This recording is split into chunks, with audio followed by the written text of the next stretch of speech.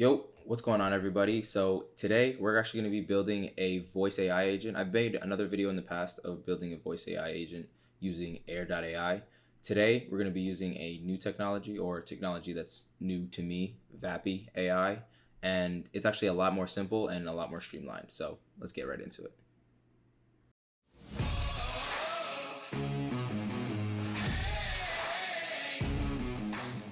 So real quick, let me just describe what we're actually going to be building, right? So it is going to be a voice AI agent. And the last one was, I think, for appointment setting.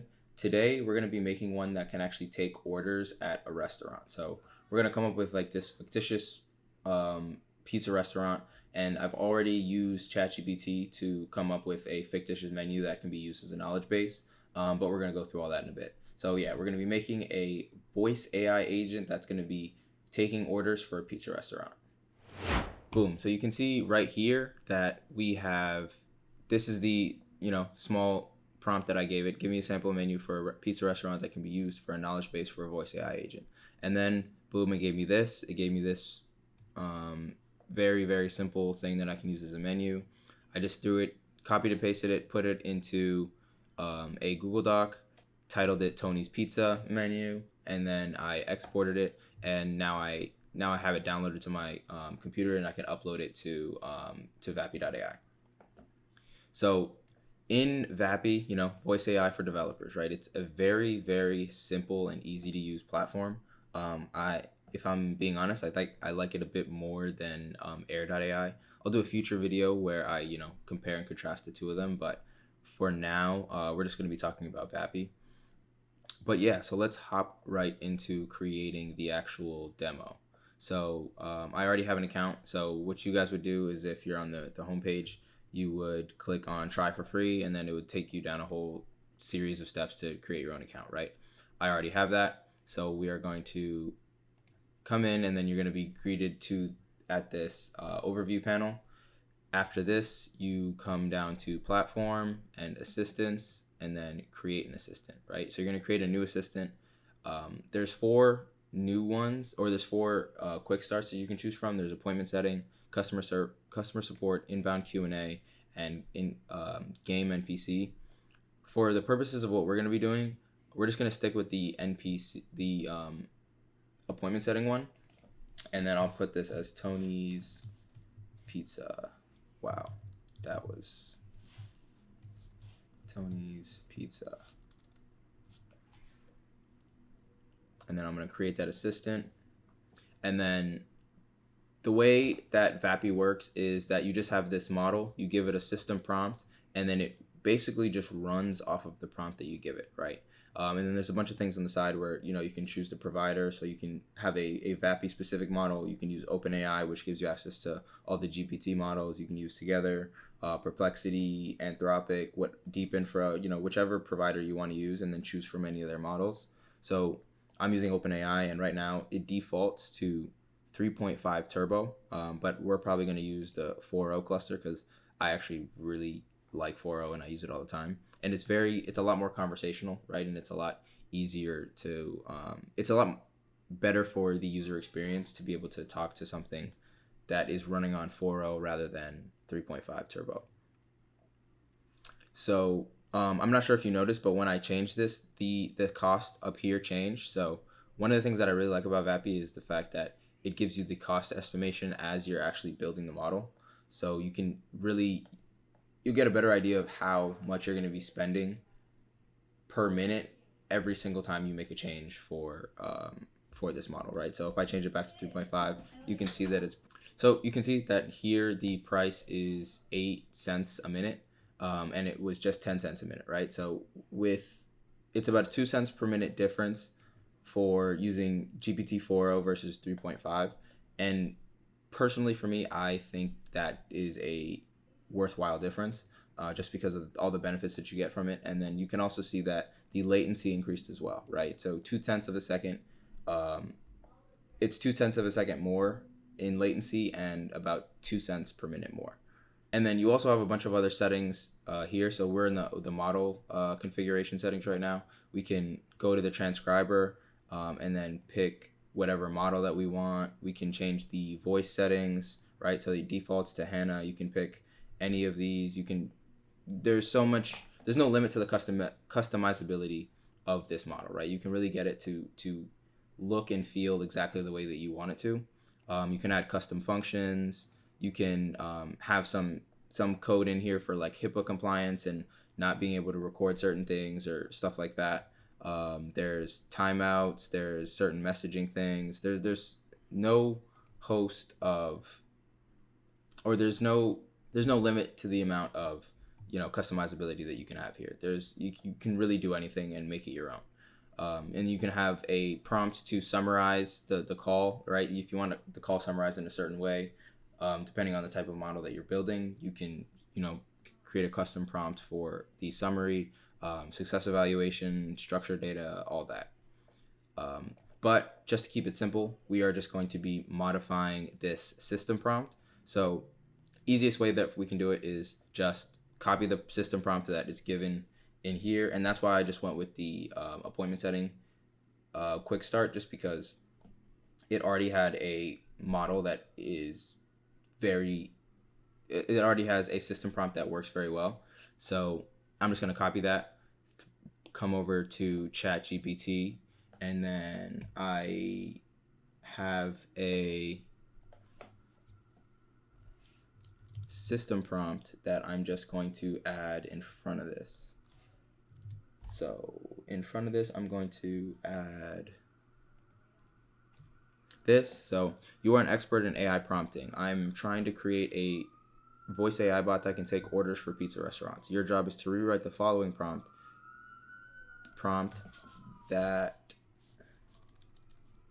that's used for a dental office. Wow, that just copied terribly. Office to be used for a pizza restaurant.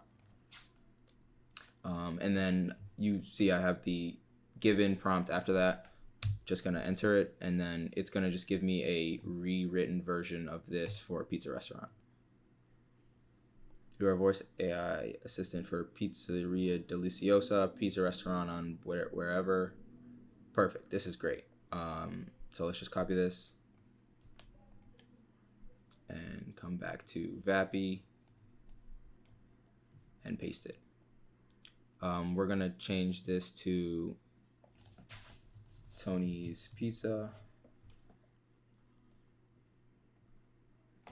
and Tony's Pizza. You could have also just told ChatGPT the name of the restaurant that you wanted to do, and it would have just put it in. I didn't do that, but that was there. You could have done that as well. Let me do this.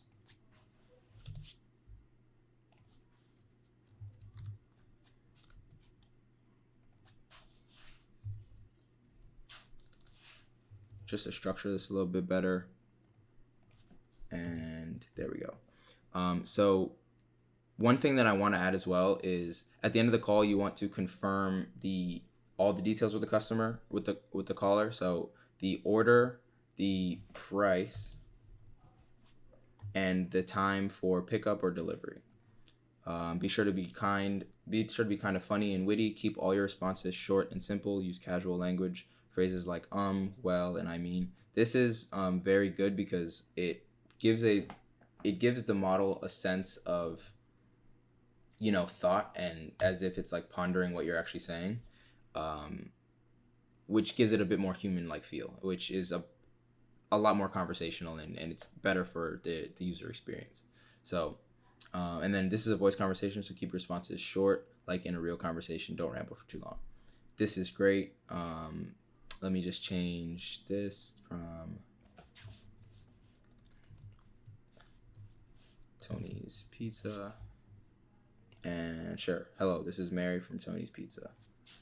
How can I help you today?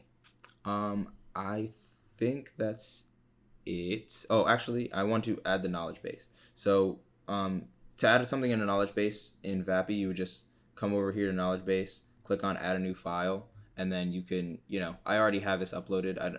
I think the apostrophe isn't really read by their system, so it kind of comes off like that. But it doesn't really matter for the purposes of anything. It still is the same document. You would just come here, click choose file, or you would just drag and drop a file.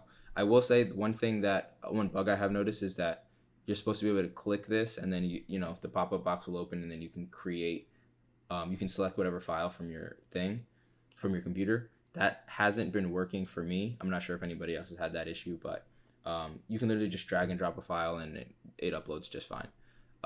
So that's fine. And then you would go back to the assistant, and then you just come back to the model, click this knowledge base, and then select the knowledge base that we actually want to use. Make sure that all the other details are correct. Temperature, max tokens, and then you can use this to detect the motion. I haven't really noticed much of a difference with it, but I also, in my testing, I haven't tried to push it to the bounds and like started yelling or crying or anything on the phone to see if it's actually detecting the motion and see how it actually may change its response or its tone. But I have heard that this is a pretty good feature. I just haven't been able to test it thoroughly yet. So hi, this is Mary from Tony's Pizza. How can I assist you? Everything's good. Only thing I should add to this prompt is to let it know, because right here it says you are tasked with answering questions about the menu.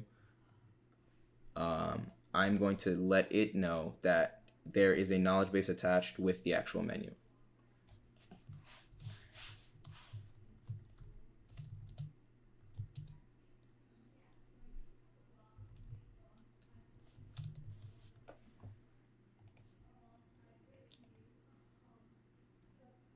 Yeah, that should be fine for now. And I am going to just call it.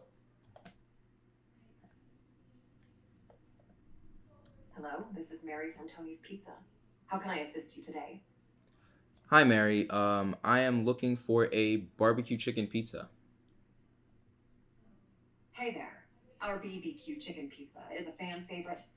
It's got BBQ sauce, grilled chicken, red onions, cilantro, and mozzarella. Would you like it in medium for $14.99 or large for $18.99? Let's do the large. Awesome choice. All right, let's get your large BBQ chicken pizza. Can I get your full name for the order? My name is Daniel. Great, Daniel. Do you want to add any appetizers or salads to your order? No, I think the pizza is just fine. Got it, Daniel. Just the large BBQ chicken pizza. Is this for pickup or delivery, Don? What time works best for you? This will be for delivery. And I want it as soon as possible. All right, delivery it is. We can get your pizza to you in about 30 to 45 minutes. Does that work for you? Yes, it does. Perfect. So we've got a large BBQ chicken pizza for delivery as soon as possible. Your total comes to $18.99. Does that sound good? Yes, it does. Awesome, Daniel. Your total is $18.99 for the large BBQ chicken pizza. Expect your delicious pizza in 30 to 45 minutes. Is there anything else you need? Nope, that's it. All right, Daniel, just your large BBQ chicken pizza for delivery. Should be at your door in 30 to 45 minutes. Enjoy your pizza. Thank you. Okay, so if you notice, it never asked for my address. So that's why we do testing. This is why you can come in and then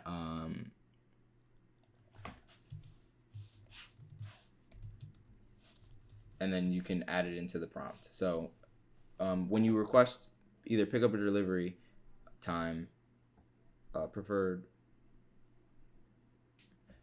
I don't like this actually. I don't want them to request their pickup time. I want them to request pickup or delivery. Request pickup or delivery. If delivery, ask for their address. Confirm all the details with the caller, including the order, price, address, and The time for pickup or delivery.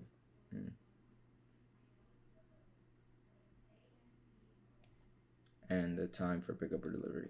Sure. Um, yeah, let us call again. I didn't really love that voice. I am going to change it to, let's try Maria. Let's see if Maria is a little bit better. All right, let's try this again. Hello, this is Mary. Don't know what happened there, but let's try again.